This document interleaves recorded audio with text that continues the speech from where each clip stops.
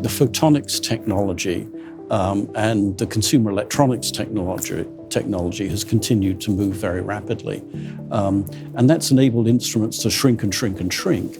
And the interesting thing is that as the engineers got more and more experienced in building these, and as all of these newer technologies fed in, they've managed to shrink the instruments while actually improving the performance, which is sort of counterintuitive. And so now you can get a portable near-infrared instrument that's the size of a computer mouse. It's got very respectable performance. The portable Raman instruments are about, the size of half a brick or something. Some are much, much smaller than that.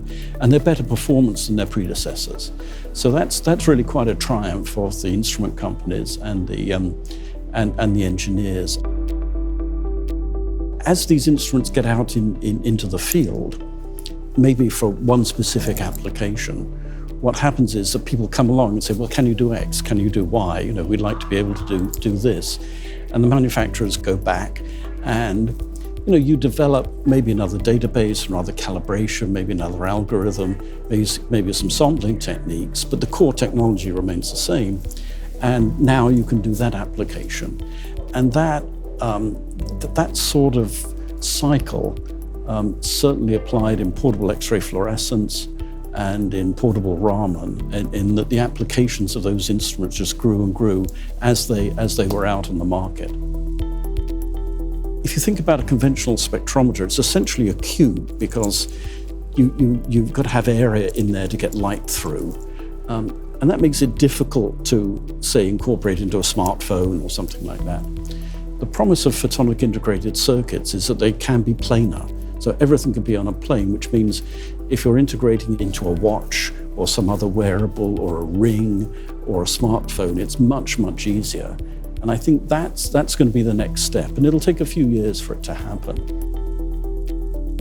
The multispectral sensors, those are cheap enough that they can be incorporated into consumer goods, and that was another focus of the symposium. So there are prototypes out there for putting, for instance, a spectroscopic sensor into a robot vacuum cleaner.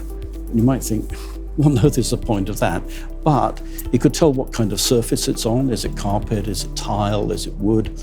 And it could adjust its operating parameters to do that. It could also spot stains and say, oh, I have to brush here a little longer. And so there are ideas out there about smart toothbrushes, smart refrigerators. A lot of this technology is going into the existing wearables, those sports watches and these rings and everything else.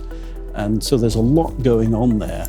And one of the themes of that symposium was maybe you're going to have spectrometers everywhere. You may not realize it, but you're going to have spectrometers everywhere in your life.